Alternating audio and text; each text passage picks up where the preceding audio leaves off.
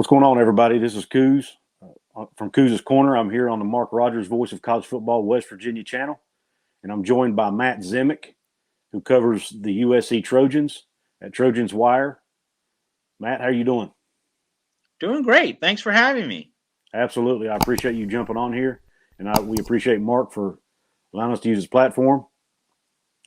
Let's jump right in here. What I want to talk about today is, as a West Virginia fan, and knowing that we have Graham Harrell now as our offensive coordinator, and knowing that he coached J.T. Daniels for one season, at least, at USC, and now that J.T. Daniels is in the portal, a lot of us West Virginia fans have our fingers crossed that J.T. Daniels will want to play for Graham Harrell again, since he didn't get to play. He got injured in the first game that year. So we're hoping he has an itch to scratch, I guess, or at least I do. And he'll want to come and reunite with Graham Harrell at West Virginia. What can you tell us about the relationship between those two? Well, the fact we have to go to the fact that JT Daniels transferred out of USC to Georgia. And so people might be wondering, was there like a frosty, bitter parting of the ways when JT Daniels made that decision? No, to put it bluntly, it wasn't about any kind of lack of co-arrangement between the two teams in terms of the two parties in terms of their continuity.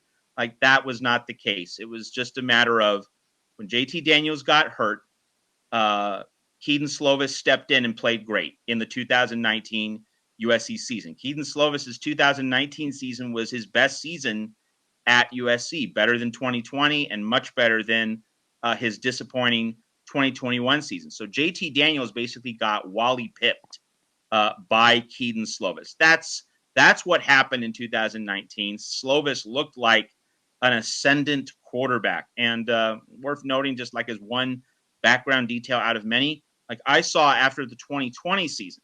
So in other words, in very early NFL draft forecast for 2022, this past May, right after the 2021 draft, I saw Todd McShay having Kedon Slovis going number 2 to the Detroit Lions in his very, very early 2022 NFL draft projections. So like Kedon Slovis came with a lot of hype after his 2019 season. 2020, the Pac-12 had a truncated season, just 6 games. So we didn't get to see the full measure of Kedon Slovis. He had shoulder problems that year. But in 2019, like, there was a real sense that Kedon Slovis was going to be a superstar, like the new Sam Darnold at USC. JT Daniels transferred just because he saw that Kedon Slovis had the job, that Kedon Slovis was the runaway QB1. He had taken over. He got his opportunity in 2019, and he made the most of it. So, there's no bitterness in the Graham Harrell, JT Daniels relationship. So, like, that should be on firm footing. That should not be a point of concern. I think in terms of JT Daniels transferring to West Virginia, it's more a matter of what other options are out there for JT Daniels. And when you look at, for example, the Pac-12, quarterback play throughout the Pac-12 was brutal in 2021. And Utah had a fine team, solid team, but then the Utes got to the Rose Bowl against Ohio State. They had never seen a quarterback remotely as good as C.J. Stroud. And so what happens? They give up 48 points. They got shredded. And I know some people will say, accurately enough, that Utah's secondary was really banged up. They didn't have enough bodies. And that's true to a point. But this was not even close. Like, it was a total mismatch between the Utah secondary and the C.J. Stroud passing game. So what does that say? Utah was the best team in the Pac-12, and its pass defense was just not ready for Ohio State. So it just shows how low the bar was set at quarterback play. You did not have teams which had the quarterback play to test Utah or the other top teams in the conference. So JT Daniels could look at the Pac-12, lots of different places he could land that would instantly upgrade the quarterback room. He would instantly be the QB1 at a lot of different programs in the Pac-12, just to give one conference as an example. Like, he could also land at any of several ACC programs. The ACC was pretty down Mm-hmm. this year in football. So it's just a matter of what other options are realistically out there for JT Daniels. How wide a net does he want to cast? How far regionally, in terms of conferences, does he want to search? Like, I don't know what his menu list is, but if it's a wide list, there's a lot of options for him to choose. So that's really the difficult part of this for West Virginia. If it wants to land JT Daniels, he just has such an abundance of choices where he can instantly be QB1. That's really the obstacle to him coming to West Virginia. Now, obviously, if he loves playing with Graham Harrell, reuniting with Graham Harrell, that's the reason West Virginia would probably beat out other programs. But that's the great unknown, though. How widely does JT Daniels want to search in the transfer portal? Right. Yeah, and one thing that I'm not getting my hopes up, and a lot of fans don't really want us to bring in a transfer quarterback anyway because we're happy with Nico coming in, and we're happy with the 2 sophomores we got in the room. But man, going into game 1 against your arch rival on the road with a freshman quarterback or a sophomore that has no major experience is a little scary. So to me, you bring in somebody like a JT Daniels who will likely only play 1 year. If he stays healthy, he'll probably play 1 year and then go to the NFL would be my guess. And you're not interrupting the future of these other quarterbacks because you're only making them sit a year, and you're also giving them a older, more veteran player in the room that can help be their leader and help kind of be what I'll say be a stopgap between Jarrett Dagey and these younger guys. That's kind of how I approach it.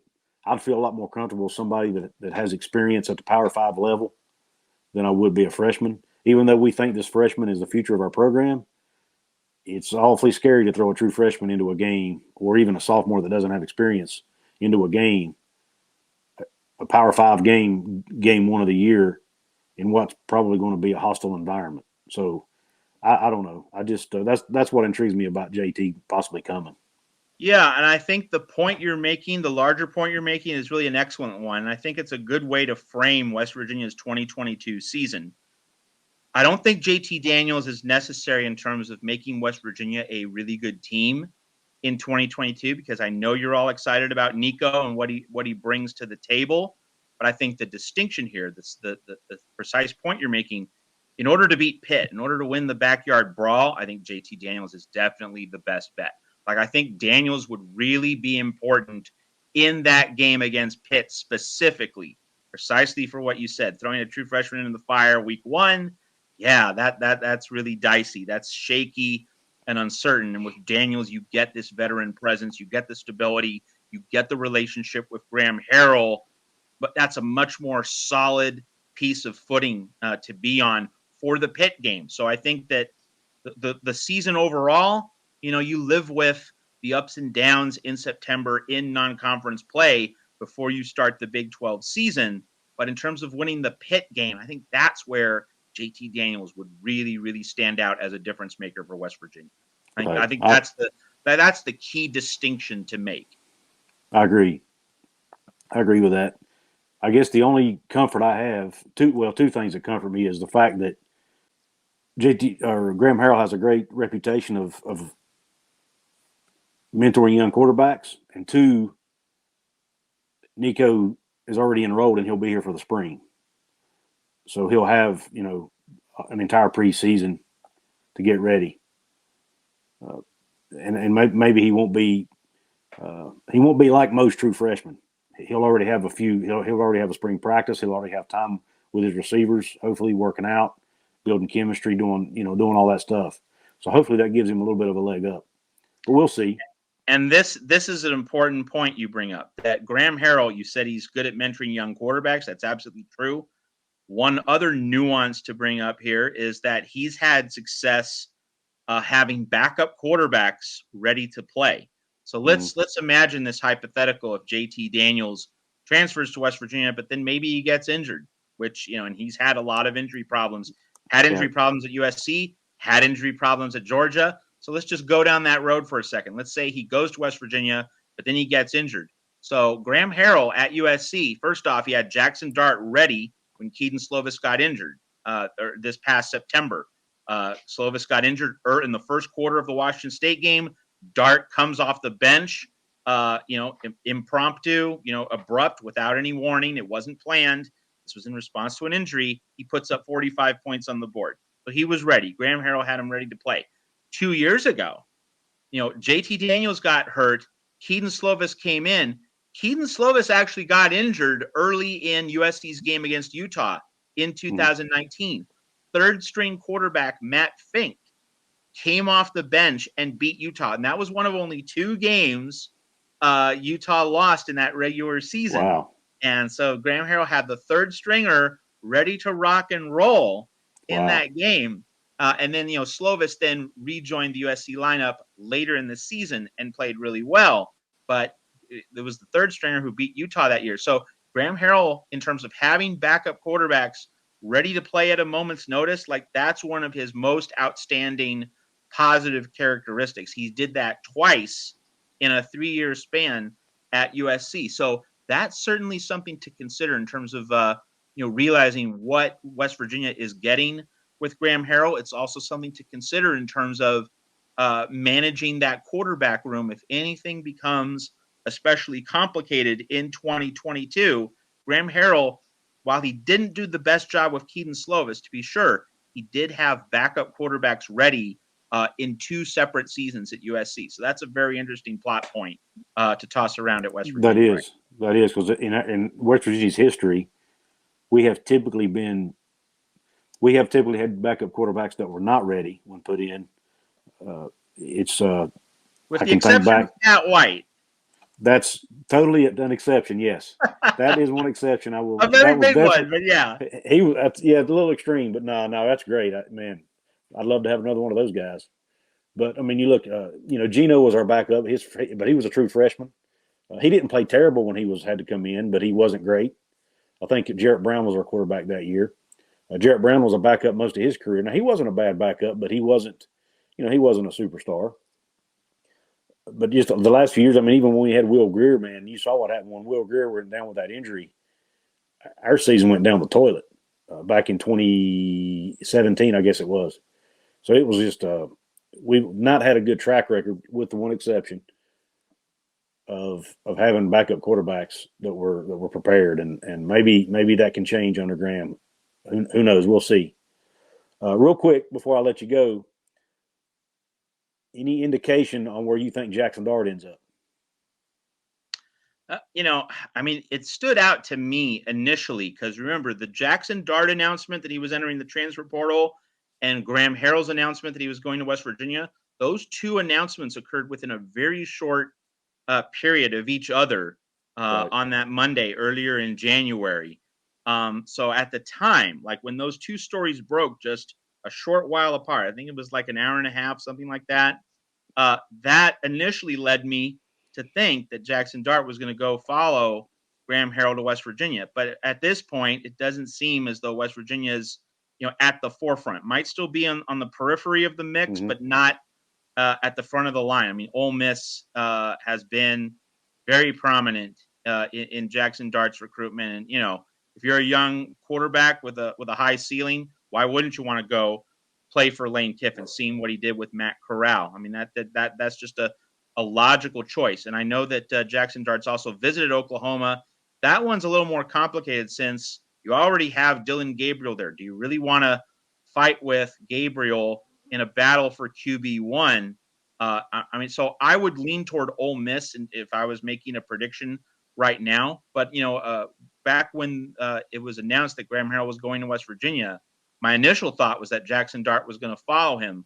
But it seems as though the winds have shifted on that particular front. But we'll see if we have another surprise. Like, as we record this show, Caleb Williams still hasn't announced for USC.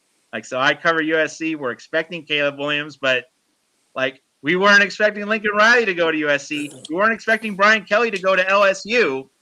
Right. We've seen some huge surprises. And so maybe Jaxson Dart has another surprise in store for all of us. Well, you never know. I think we were the same, as West Virginia fans, we noticed that as well, the timing of those 2 announcements. So we got a little excited. But then over time, you realized, I don't know that we're really on his radar.